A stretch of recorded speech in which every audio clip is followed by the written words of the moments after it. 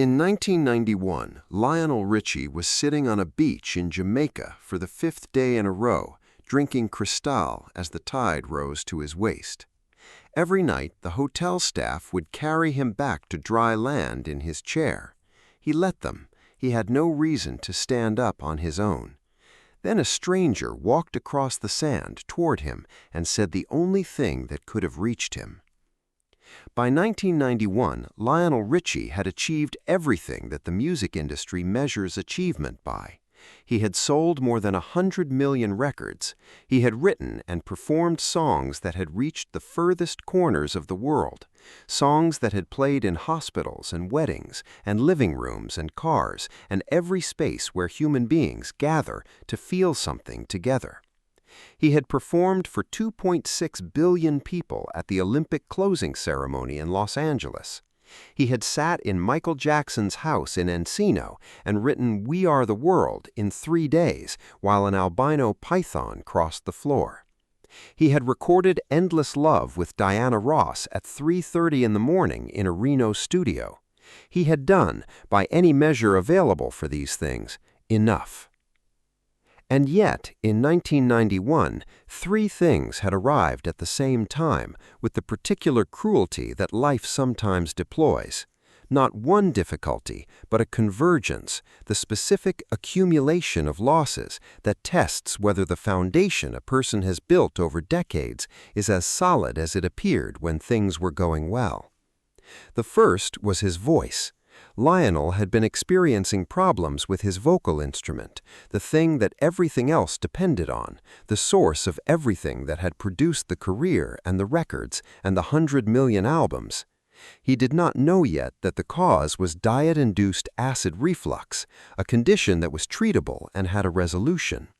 What he knew in 1991 was that his voice was not behaving the way it had always behaved, and that the possibility of losing it was a thought he could not approach directly without it becoming too large to manage. The second was his marriage. Lionel and Brenda Harvey had been together since they were teenagers in Tuskegee, since before the Commodores, before Motown, before any of it. She was the woman who had told him to finish Hello when he thought it was too corny. She was the woman who had been present for the construction of everything. The end of that marriage was not a simple event, but the end of a structure that had supported his entire adult life, the removal of something so foundational that its absence reorganized everything built on top of it. The divorce was not yet final in 1991, but the trajectory was clear, and the clarity of what was coming carried its own particular weight. The third was his father. Lionel Richie Sr. had died in 1990. The man who had taken his 8-year-old son's hand on a Montgomery sidewalk and walked him quietly to the car. The man who had told him 5 years later that he had chosen to be his father rather than a man because he wanted to be alive to watch him grow up. The man whose voice Lionel had heard in his head whenever the pressure became the kind that required the specific perspective of someone who had been through real difficulty and come out the other side. That voice was gone now, and its absence left a silence in the specific register where Lionel had always been able to find what he needed when he needed it most. 3 things: voice, marriage, father, all at once. And Lionel Richie, who had spent his entire adult life being the person who made everything feel like it was going to be okay, who had written the songs that other people played when they needed to believe that, did not know how to make it feel okay for himself. He flew to Jamaica. This was not a plan in any deliberate sense. It was the action of someone who needed to be somewhere else and chose a place that had always, in previous visits, offered the specific quality of distance that the Caribbean provides, the sense of being far enough from the ordinary world that the ordinary world's claims on you are temporarily suspended. He arrived alone. He checked into his hotel. He went to the beach, and he sat down.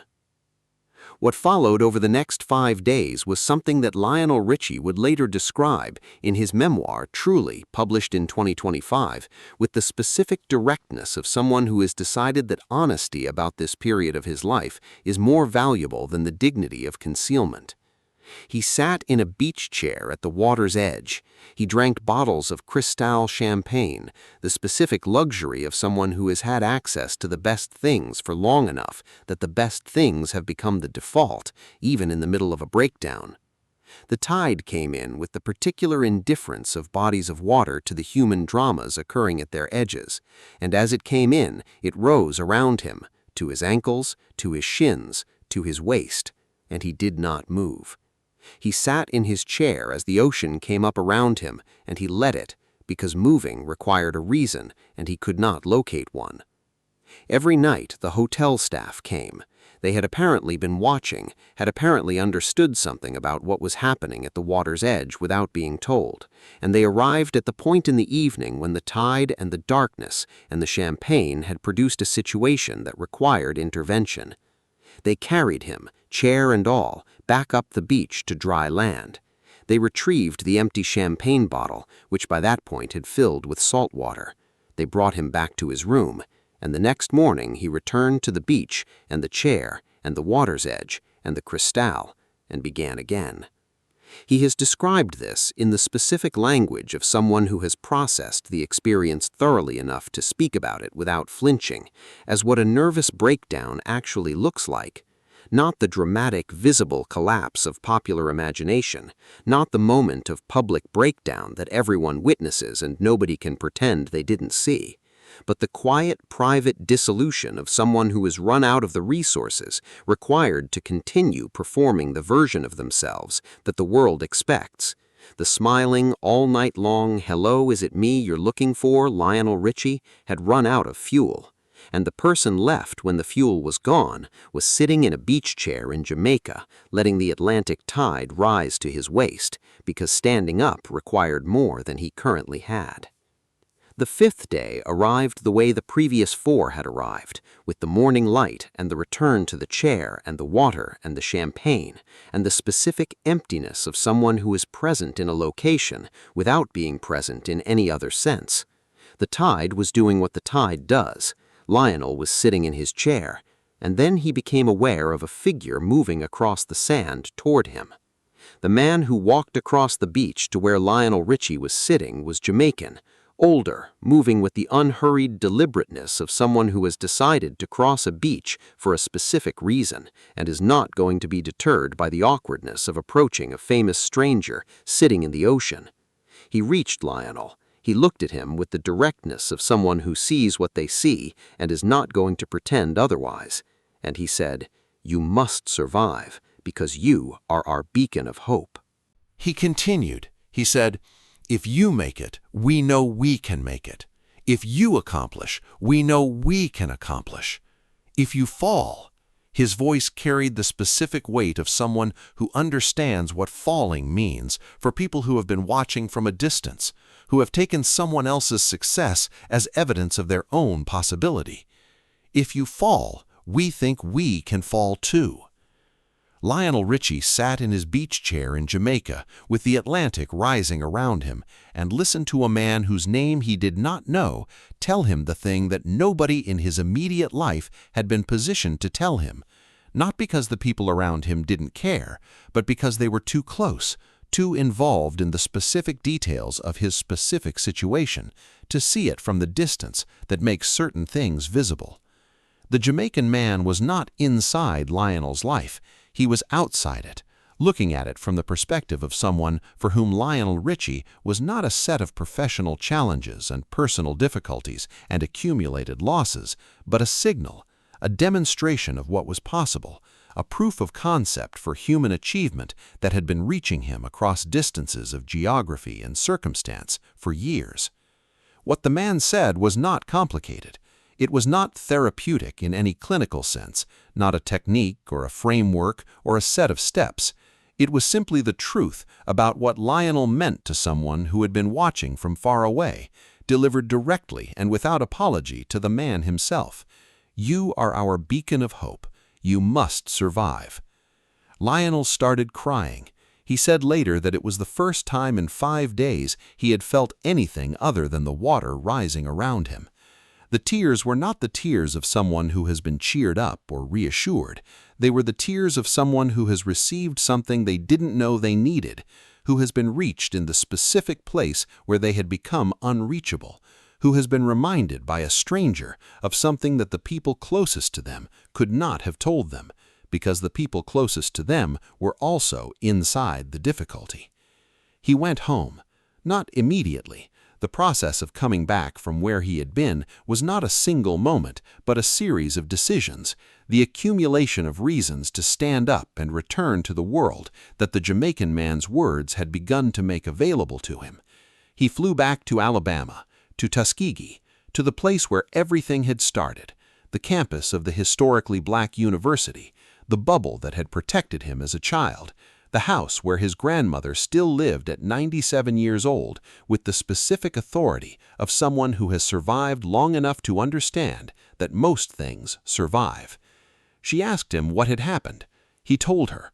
She listened the way she had always listened, with complete attention and the patience of someone who has been hearing human difficulty for nearly a century and has never lost the ability to take it seriously.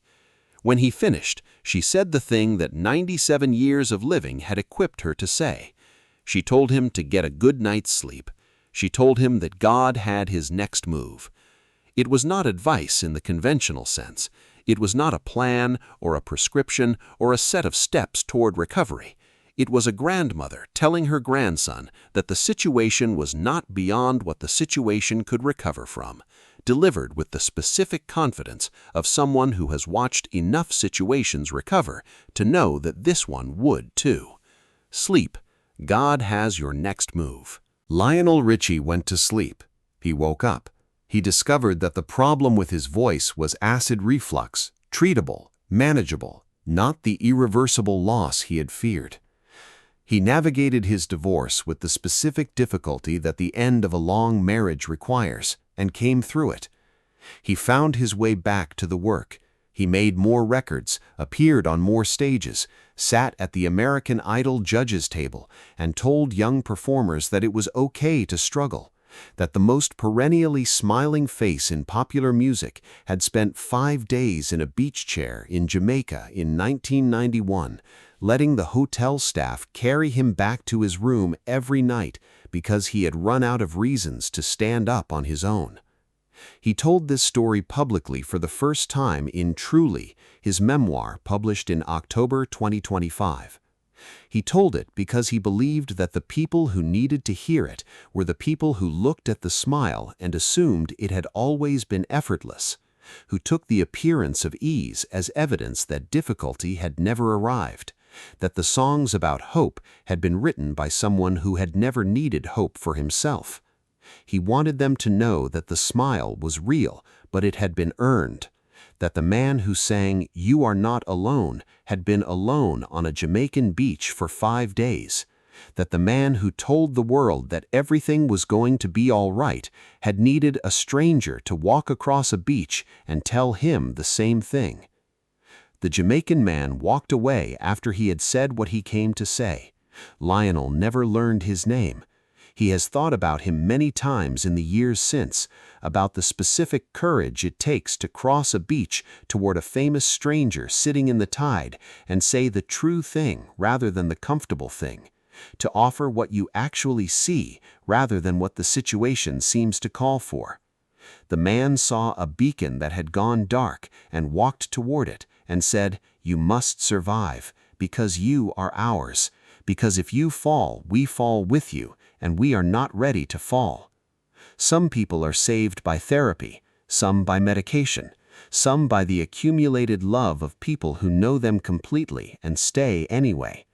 Lionel Richie was saved in the specific moment when saving was what was needed, by a stranger on a beach who had been watching from far away and understood something about what Lionel's survival meant that Lionel himself had temporarily lost the ability to see. That is what it means to be a beacon, not that you never go dark, but that the people who have been navigating by your light will come and find you when you do. If this story moved you, make sure to subscribe and hit the like button. Share this with someone who is sitting in their own version of that beach chair right now. Because sometimes the person who reaches you is not the one you expected, and the thing they say is not the thing you would have asked for, but it is exactly what you needed to hear. Leave a comment below. Has a stranger ever said something to you that changed everything? And don't forget to ring the notification bell for more stories about the moments behind the music, the ones that happened not on stages, but on beaches, not in front of millions, but in front of one, when the most important song was not a recording, but a sentence spoken by someone walking across the sand.